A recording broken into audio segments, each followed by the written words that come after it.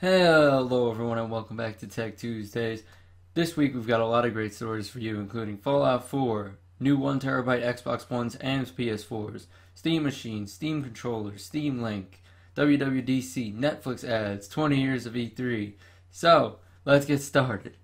Fallout 4 was revealed a couple days ago, revealing a potential 2015 release date.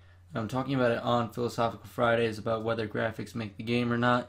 So I'll be talking about Fallout 4 more on there, so I recommend you go check that out.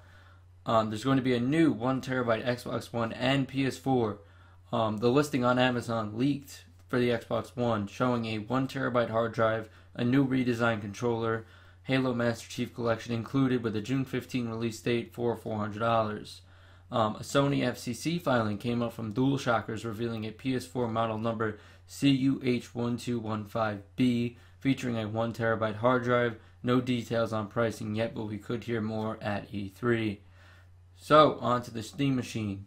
Alienware and CyberPower are building the new Steam machines with 7 different models, ranging from $449 to $1,419. If you get the most expensive variant, you'll get a GTX 980 with 16 gigs of RAM. In the CyberPower models, you'll be able to upgrade the heatsink, power supply, and graphics cards. If you pre-order now, you get them by October 16th, almost a month before its official November 10th retail launch date. The console will support from 1,000 to 1,200 games on launch and will launch alongside the Steam Link and controller. Both the Link and controller will retail for $49.99. The controller is one of the most innovative out there. Props to Valve for trying something new. The Link will enable you to stream games from your PC to your TV and up to 1080p. On to WWDC. Apple has announced OS X 10.11 El Capitan, iOS 9, and that's including iPad multitasking. It's having a new programming language, Swift 2, which is now going to be open source. And the biggest news coming out of iOS 9 is News, which is basically a flipboard from Samsung ripoff because we all know Apple is so original. Apple has reached a billion, I believe 100 billion downloads in the App Store. I'm going to put links down there in the description for a lot of the most recent WWDC news because I'm covering this as the event is going on. So I'm not going to be able to finish it before Tech Tuesdays is over. So links will be down in the description if you're interested for more WWDC stuff.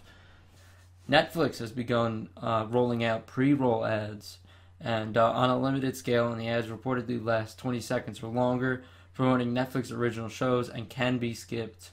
Netflix says the ads will not get a full launch. A Netflix spokesperson said, quote, "We are always testing new things via the service, many of which see a rollout, and we have nothing more to add at this point." So, on to our last part of the show where we're talking about 20 years of E3. This year marks the 20th anniversary of E3, so I decided to round up some of the most important stuff from E3 in anticipation of the event. So what I did is the first 5 years of the event, and then I rounded up some of the most other important things. So, in 1995, we had the first E3, which had the Sega Saturn priced at $399.99, and the Sony PlayStation was announced for $299.99. The Virtual Boy was unveiled, which was Nintendo's failed attempt at VR, and they revealed plans for a 1996 console, Ultra 64, which later came on to be the N64. The Neo Geo CD was unveiled. The 3DO M2 console was unveiled and never ultimately released. The Atari Jaguar VR was also unveiled. So a lot of stuff was unveiled at E3 1995. At E3 1996, Nintendo unveiled the N64 for $249.95, and it came with Super Mario 64. The PlayStation price dropped to $199.99, and both Sega and Nintendo dropped their prices several days later. Notable games included Super Mario 64, Pilot Wing 64, Wave Race 64, and Sonic Extreme.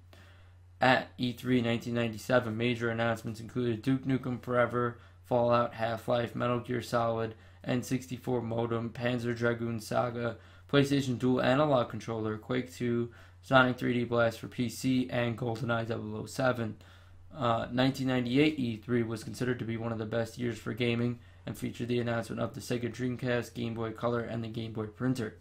Notable games were Duke Nukem Forever, Legend of Zelda: Ocarina of Time, Final Fantasy VIII, Half-Life, Metal Gear Solid, Pokemon, F-Zero X, Banjo-Kazooie, Mario RPG, and so many more.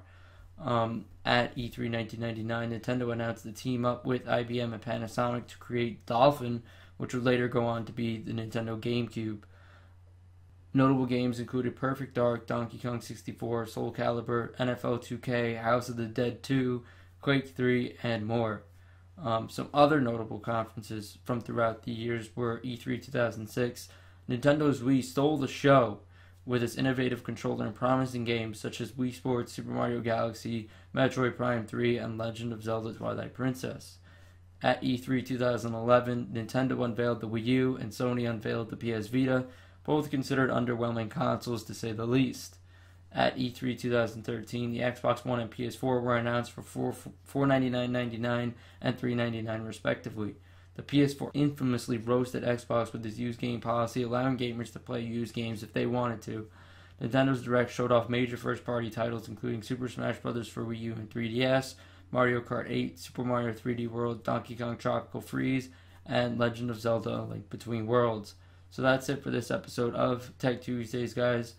Some news is I'm pre-recording the next Tech Tuesdays, and it's going to be on how to improve your PC performance. And I'm doing that because I'm going to try and cover as many of the E3 2015 press conferences as I can. So stay tuned to this channel to get your best as I can E3 coverage. So that's it for this episode of Tech Tuesdays. If you like this video, be sure to leave a like and subscribe if you want to see more. Thank you so much for watching, and enjoy the rest of your day.